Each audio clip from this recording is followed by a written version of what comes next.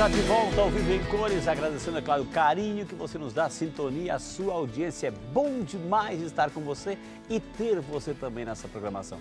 Hoje estamos falando sobre alimentos de final de ano, alimentação. Como que a gente pode passar essas férias, celebrar com alegria, em família, com os amigos, mas também sem exagerar aí na comida, na bebida. Por isso que convidamos hoje aqui uma nutricionista. Ela é nutricionista clínica funcional, a Edna Sakamoto, que carinhosamente aceitou o nosso convite, está aqui brilhantemente nos respondendo, inclusive dando sugestões até de cardápio, gente, aí, para a gente passar esse tempo, essas festas de Réveillon, final de ano e outras confraternizações da melhor maneira possível, sem prejudicar a saúde. Porque tem muita gente que exagera, né, doutora? Muita gente que exagera, ou seja, esquece ou é empurrada, né? Ou de repente esquece o tratamento e entra, não, amanhã eu vou começar minha dieta amanhã, tem sempre essa desculpa. E o exagero vai fazer mal, né, doutora? O exagero sempre vai fazer mal, Frei. E é muito importante lembrar que esse cuidado com a alimentação, ele não deve se restringir só ao final do ano, né? Eu brinco e no consultório, eu sempre brinco com as pessoas, dizendo que, na verdade, o que você engorda não é durante o Natal e o Ano Novo, né? Com o que você come nesse período.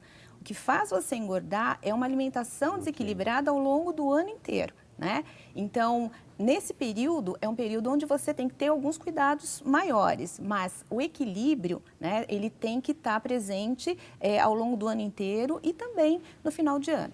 Então, as dicas que a gente dá em relação a esse cuidado no final do ano é você escolher exatamente o que vale a pena comer, né? Então, você tem no cardápio da ceia, você pode ter uma carne muito gorda ou você pode também ter uma opção de um frango, como nós vimos na matéria, o peixe, porque a ceia do Natal aqui no Brasil, ela tem um cardápio europeu, onde os alimentos são mais calóricos em função de ser inverno lá.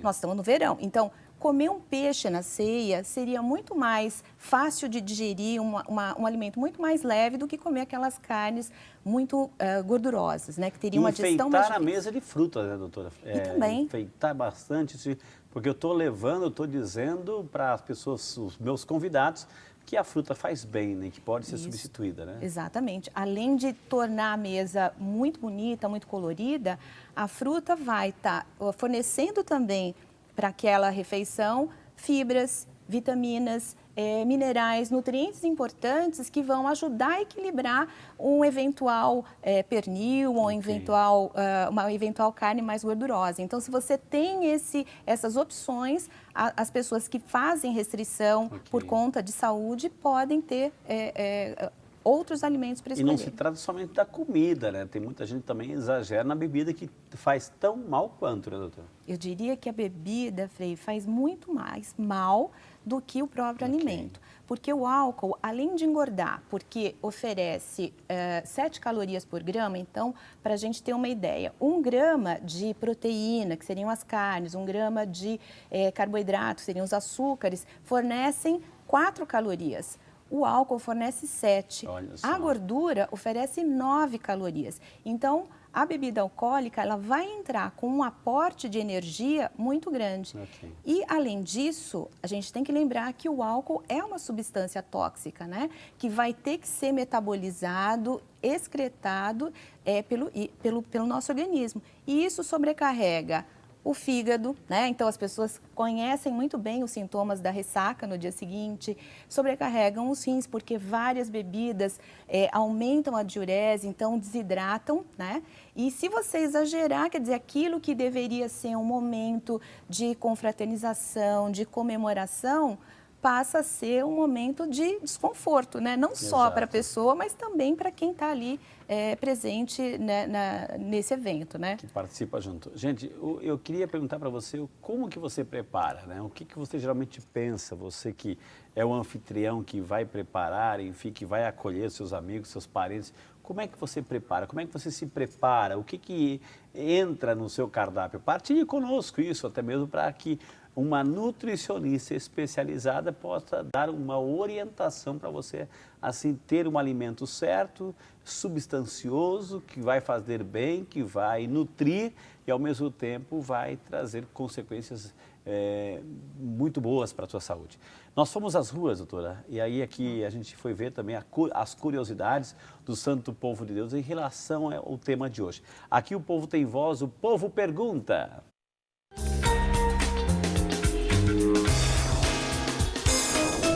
Doutor, meu nome é José Mendes, sou participante aqui da Lagoa do Taquaral.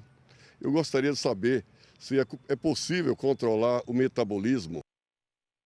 É possível controlar. A gente viu que esse Lagoa do Taquaral, ele faz exercício, então ele está lá fazendo atividade. Já é uma boa dica.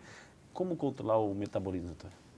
Eu acho que a pergunta se refere, é possível aumentar o meu metabolismo? Ok. Né?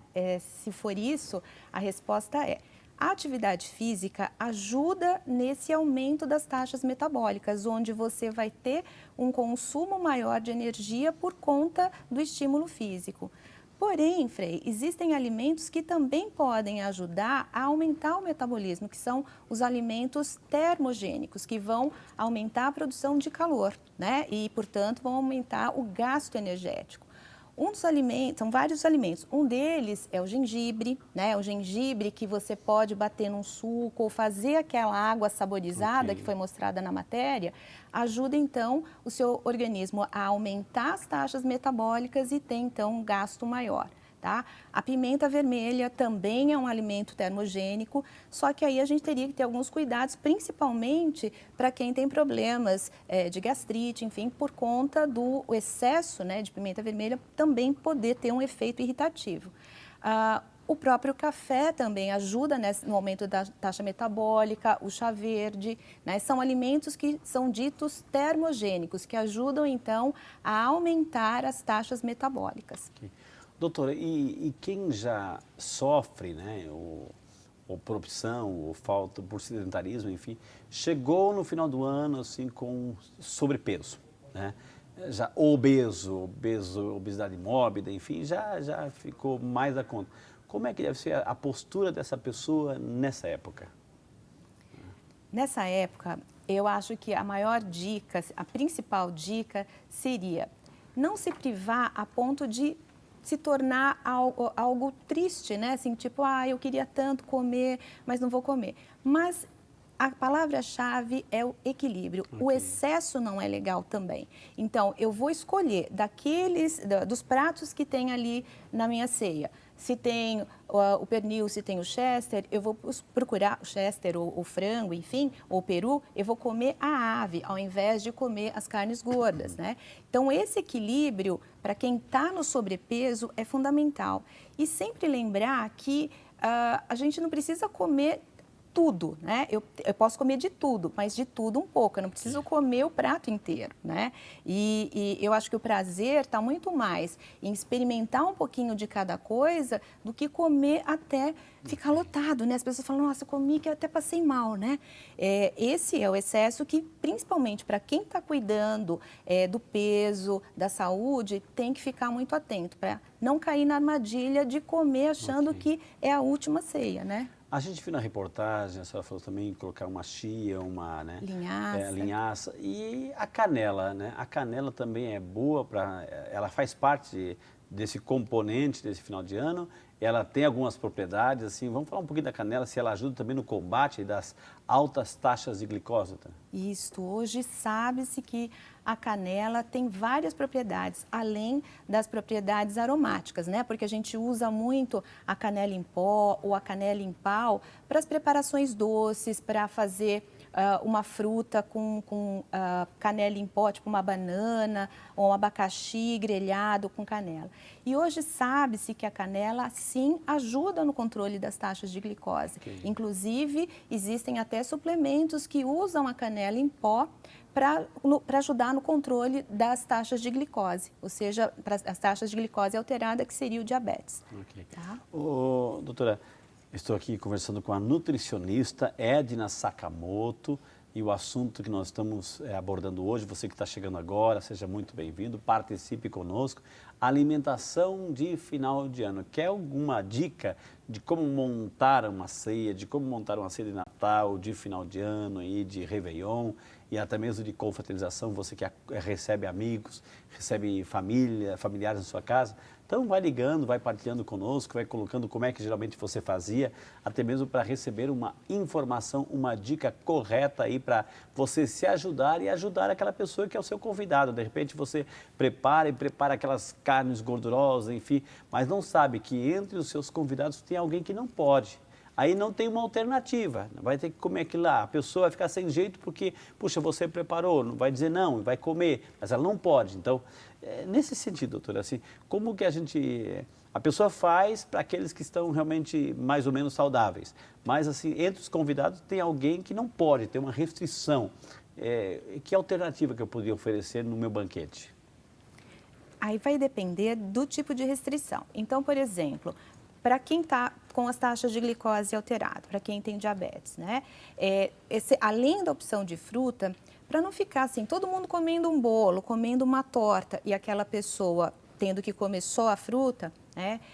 Ter também uma opção de alimentos dietéticos, ou seja, sem adição de açúcar. E hoje no mercado e também em termos de receitas, você encontra várias receitas que você pode adaptar, fazendo, por exemplo, uma torta diet, onde a pessoa com restrição ao açúcar pode estar usando.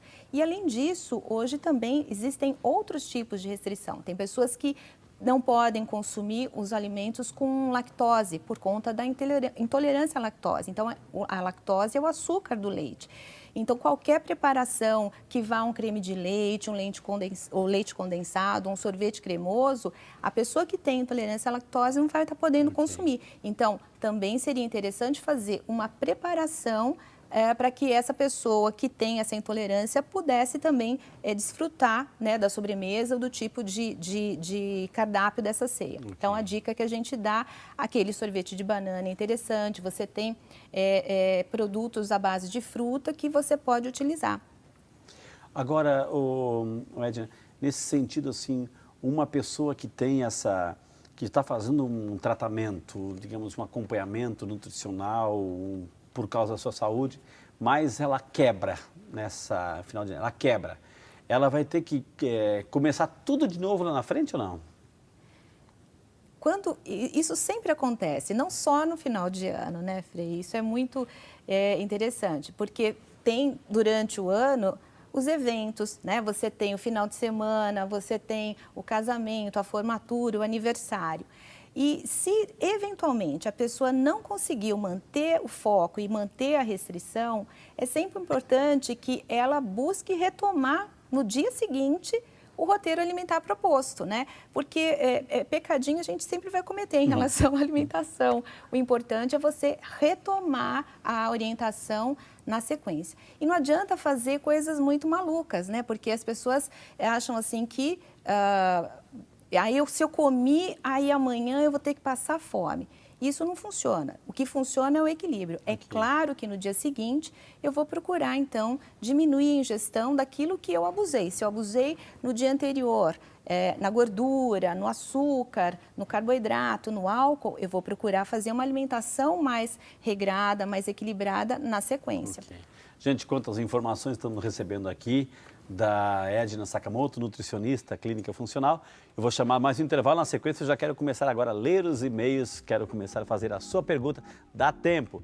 Não sai daí, o Vídeo Saúde é seu, volta já só para você. Todo mundo fala muito em hidratação, principalmente nessa época de verão, e a dica clássica é a gente poder beber bastante água, e para aqueles que não gostam, é aromatizar essa água. A gente faz isso colocando fatias de frutas, folhas de hortelã, coisas em que a gente gosta dentro dessa água para que ela fique mais palatável. Usar bastante água de coco e usá-la também como parte da preparação de um suco. Um suco de melão, por exemplo, feito com água de coco e folhas de hortelã, fica ótimo.